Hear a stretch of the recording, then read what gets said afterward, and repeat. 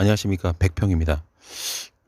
드디어 드디어 윤석열이 사고를 쳤습니다. 드디어 사고를 쳤어요. 이제 여러분들이 촛불을 들고 광장으로 나갈 명분이 확실하게 이제 만들어지고 있습니다. 이 얘기 뭐냐면, 사실 지금 계속 뭐 5 차, 6 차, 7차 이어지는 청계 광장에서 또는 부산의 광장에서 이 집회가 옳은 집회가 맞아요. 그리고 시기도 그렇게 나쁘진 않은 것 같아요. 근데 그럼에도 불구하고 다른 국민들이 공감해 줄 것이냐에 대한 그런 걱정은 있었습니다. 근데 이제는 그 걱정이 사라졌습니다, 인제는. 그래서 이제는 옛날 박근혜 하야 집회하는 것처럼 이제는 여러분들이 뭐 그냥 주말에 운동 삼아서 바람 쐬기 위해서 즐거운 마음으로 그러니까 화가 나서 나가는 게 아니라 즐거운 마음으로 이 평화로운 집회에 참여할 수 있는 명분이 인제는 완전히 만들어졌다 이렇게 보면 됩니다. 어떤 정당을 압수수색하는 정권은 몇 개 없었어요. 그러니까 이 압수수색 자체는 우리 헌정사상 최초라고 하지만, 사실 그전에는요 쿠데타가 있었잖아요. 박정희 쿠데타, 전두환 쿠데타. 쿠데타 때는 뭐 압수수색을 넘어선, 계엄령 때리고 완전히 이 총칼로 정권을 잡았죠. 그거는 압수수색 이상의 짓을 한 거죠. 네. 지금 윤석열은 그 짓을 했다. 그러니까 지가 대통령이지만은 흔히 말하면 탄압의 정치를 시작했다고 보면 돼요.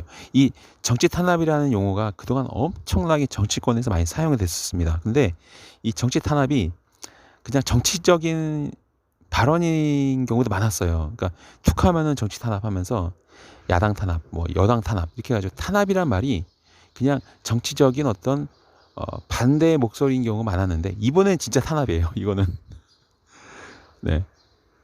이거는 진짜 탄압이다. 그 어떤 범죄 혐의가 어느 정도 소명이 돼 가지고 뭐 영장 청구가 되거나 압수수색 영장이 발부되거나 막 요런 상황에서 하는 어떤 이 형사 소송 절차상 이거는 어차피 유죄가 나올 수 있는 사건이고, 그 압수수색이나 영장을 구속영장을 발부할 수 있는 합리적인 이유가 있는 경우에 수사도 있었지만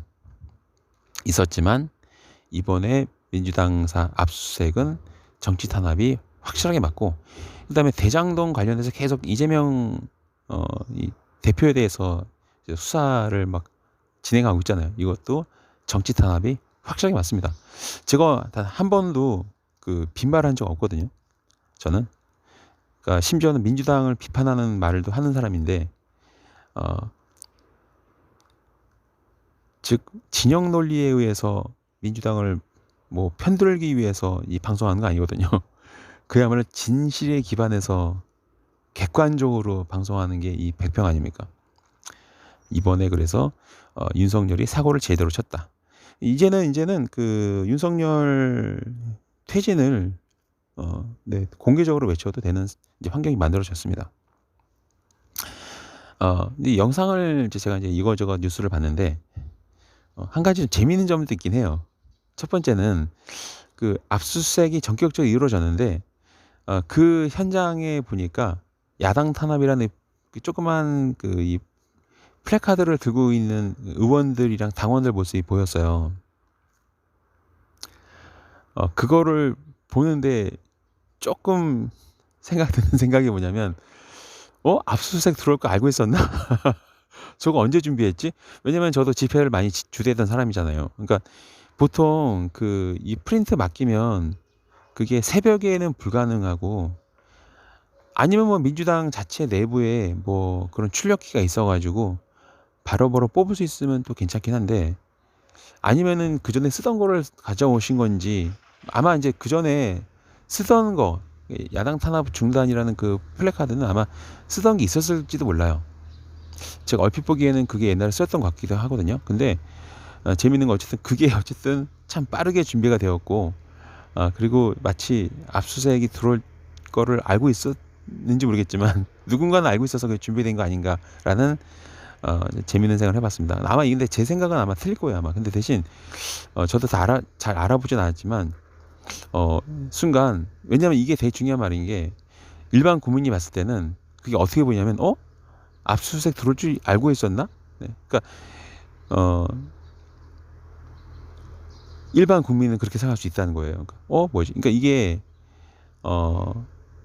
국민의힘 쪽에서 반론 친다면 이렇게 나갈 수 있을 것 같아요. 야, 민주당 내부에 수박이 많잖아. 그 새끼들, 그러니까 이게 민주당 내부에서 누군가는 압수수색이 들어올 거를 알고 있겠었기 때문에 그 의원들이 당사 앞에서 플래카드 들고 야당 탄압 그 중단하라는 그 플래카드를 들고 있을 수 있도록 그 물품을 미리 준비를 한 거냐. 네. 그렇게도 보일 수 있어가지고, 네, 네. 그 부분은 약간의 좀, 유튜버들이 일반 국민들 속으로 들어가서, 그거에 대한 해명을 좀 할 필요 있긴 해요. 왜냐면 그런 거를 이제 좀 설명해 놔야, 그지? 안 그러면은 조금 이제 좀 머리 돌아가는 그 개돼지 국민들은, 야, 민주당도 압수수색 들어올 줄 알았나 봐. 그러니까 저거 미리 준비했지. 그렇게 생각할 수 있거든요. 네, 그리고 그 다음에 이제 세 번째는 이재명의 시대는 점점 더 견고해지고 있다. 이 말씀 드리고 싶습니다. 노무현, 김대중, 이분들, 문재인, 네. 이분들 특히 이제 김대중이나 노무현을, 네, 문재인 이 세 명을 합친 게 이재명이 되는 이제 참 정말 좋은 환경이 만들어지고 있어요.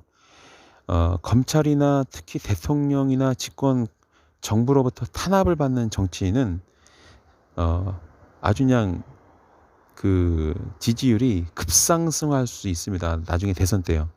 이재명은 탄압을 당할수록 크는 사람이에요.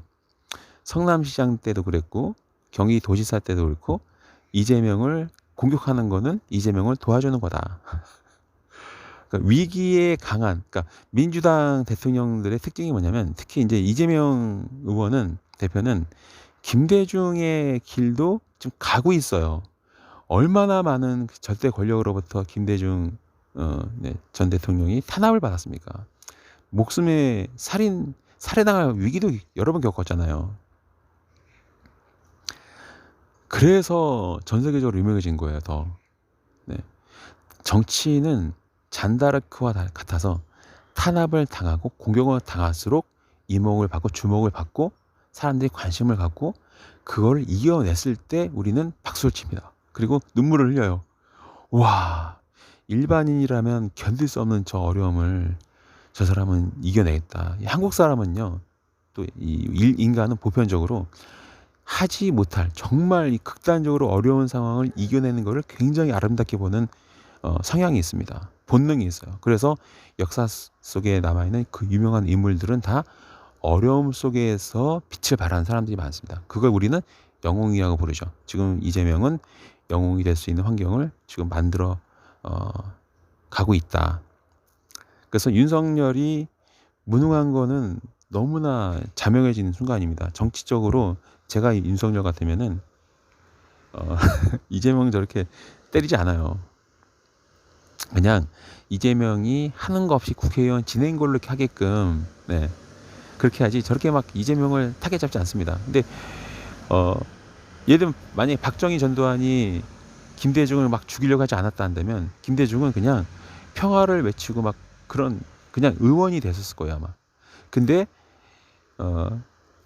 카운터 파트로 딱 정해고 죽이기 나서니까 같은 급이 되는 거죠. 예를 들면은 여러분이 만약에 어떤 사람이, 여러분이 지나가는데 어떤 사람이 딱, 그러니까 상대도 안 되고 쳐다볼 가치도 없는 그런 별 볼일 없는 인간이 여러분들한테 시비를 걸었을 때, 여러분이 그 시비를 피하고 그 자리를 막 피해버리고 딴 데로 가면은 그 사람은 그냥 그 존재로 남지만, 여러분이 자리 가던 길을 멈춰가지고 그 시비 거는 그 소인배랑 입을 논쟁을 한 순간, 그 소인배는 여러분의 등급으로 올라가는 거고, 여러분은 그 소인배를 상대하는 사람으로 그냥 치부가 되는 거예요. 지금 마찬가지입니다. 윤석열은 머리가 굉장히 나쁜 걸로 유명하죠. 이미 나쁜 게 증명이 되고 있죠.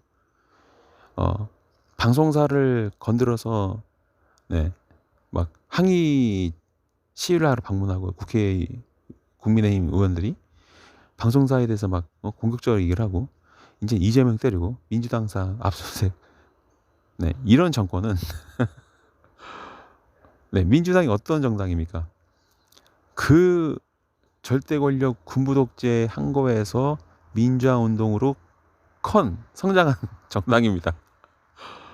그 정당한테 네, 그러니까 이게 사실 민주당이 민생경제 외치면서 가는 게 이 개돼지 국민들 눈에는 밋밋하게 느껴지는 거예요. 왜냐하면 이 개돼지 국민들의 공통점이 뭔지 아세요?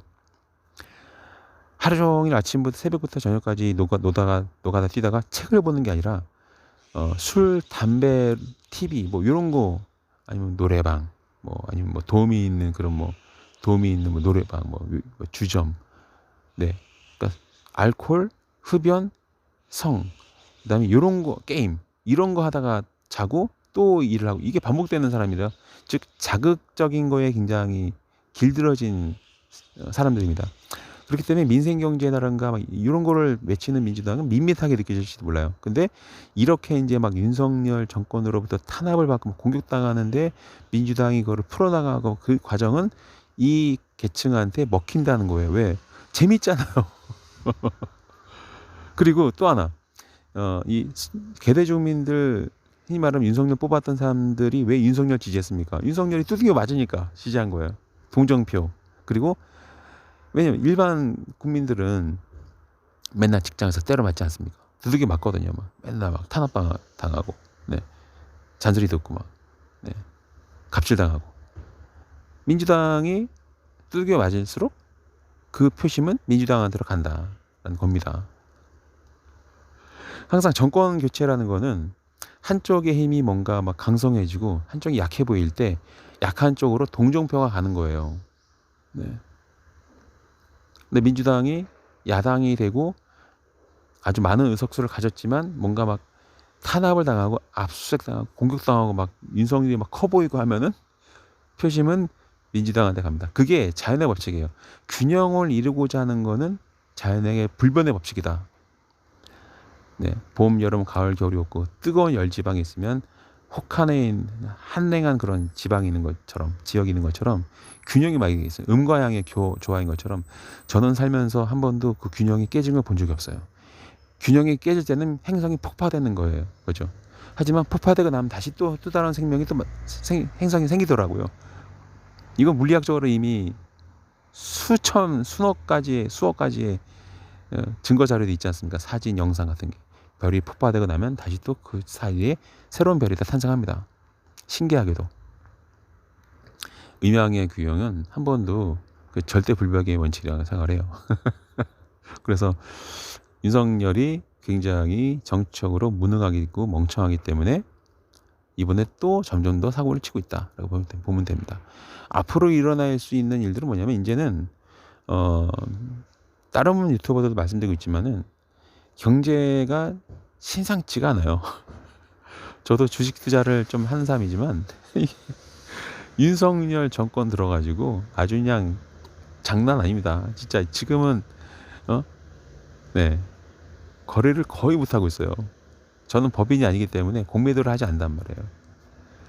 다만 이제 몇몇 종목에서 매수 매도 타임이 나오긴 하는데 네. 이 주식시장이 이렇게 참 개판치고 있는 상황. 뭐 그럼에도 불구하고 벌고 있는 사람은 다 벌고 있긴 해요. 종목이 없는 건 아니지만 전반적으로 봤을 때 저렇게 코스피 지수가 내려간 상황이 참 한탄스럽습니다. 지금 원래는 3,000대를 유지할 우리나라가 2,000 초반에 머물고 있으니 네. 개판치는 거죠. 이제는 윤석열 탄핵을 공식화할 수 있는 상황이 점점 더 누적돼 가고 있다. 제가 저번에도 이제 영상에서 말씀드렸지만은 당장 법적으로 탄핵을 시킬 수 있는 방법은 없다. 뭔가 중대한 사건, 예를 들면은 천공, 그다음에 김건희, 윤석열 이 세 개가 딱 맞아 떨어지는 물증이 나오면 국정농단으로 갈 수 있어요. 왜? 대통령직에 대한 국정 운영이 대통령과 참모에 의해서 법적으로 허용되는 그 헌법이 부여한 그 권한 안에서 결정돼야 되는데, 전혀 상관없는 천공의 지시가 있고 그 지시를 김건희가 받아줬고 윤석열이한테 전달되면 그게 국정으로 반영이 되는, 이것만 딱 이 연결고리만 물증으로 확 입증할 수 있으면, 그러면은 바로 탄핵시킬 수 있어요. 네, 바로 탄핵이고, 그때는 국민의힘도 아마 절반 이상은 탄핵에 동의 사인을 할 겁니다. 네, 그리고 점점 더 동의 사인을 할 수 있는 사람들이 많이 만들어지고 있어요. 윤석열에 의해서. 흔히 말하면 윤핵관. 네. 국민의힘이 소리 소문 없이 내부적으로 굉장히 분열돼 가고 있죠. 그러면 국민의힘을 지지해서 윤석열을 지지했던 이 표심도 갈라지고 있다는 얘기죠. 점점 더 그 표심은 민주당을 지지하지 않더라도 윤석열을 끌어내려야 된다는 쪽으로 점점 기울고 있다. 그러면 윤석열 입장에서는 자기가 탄핵을 당할 만한 법적인 근거를 빌미를 안 주면 되겠죠.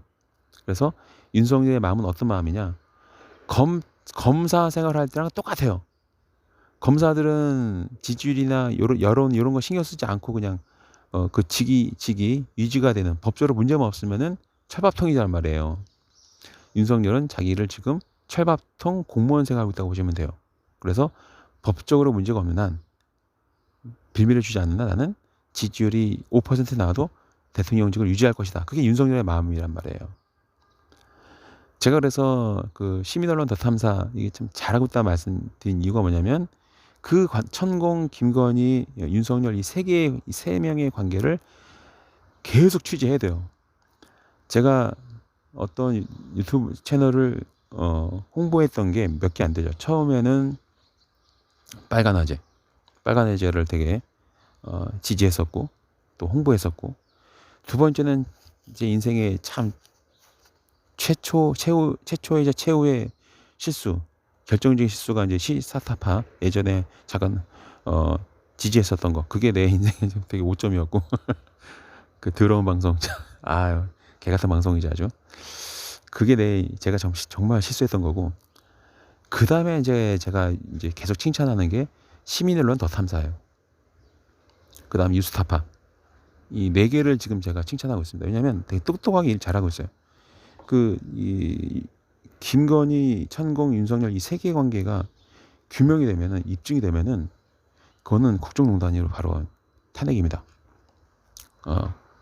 탄핵을 할 수 있어요. 네, 충분히 가능합니다. 근데 그게 만약 어렵다 그러면은 자잘한 정황 증거들을 모아서 탄핵시키는 방법이 있습니다. 법적으로 가능해요. 근데 윤석열이 지금 버티는 게, 나는 그 비밀을 주지 않겠다고 생각하는 건데, 그게 뭐냐면 이제 외교적인 부분, 경제, 그다음에 정상의 국정 운영, 이 여러 가지들이 자잘하게 이 무능함을 넘어서 이게 좀 정상적인 국정 운영을 기대하기 어렵다라는 수많은 누적된 증거들이 합산되면 그걸 가지고 한번 다퉈볼 수 있다는 겁니다. 그러니까 100% 된다는 게 아니라 다퉈볼 수 있는 거죠. 지금 저는 민주당이 그 작업을 하고 있다고 생각을 해요. 해야만 하는 것이고요. 제가 만약에 민주당 의원이라면 혼자라도 그걸 준비할 것 같습니다. 네. 그러니까 정상적인 국정 운영을 기대할 수 없다. 그게 굉장히 중요하거든요. 그러면은 어떤 막 큰 게이트나 이런 사건이 없다 하더라도 여러 가지로 보았을 때 대통령이 정상이 아니다. 네. 그것만 딱 잡아낼 수 있다면, 종합적으로 봤을 때 정황상으로도, 그러면은 탄핵 카드를 한번 만져버릴 수 있다. 네. 근데 대신 좀 그 부분은 매우 좀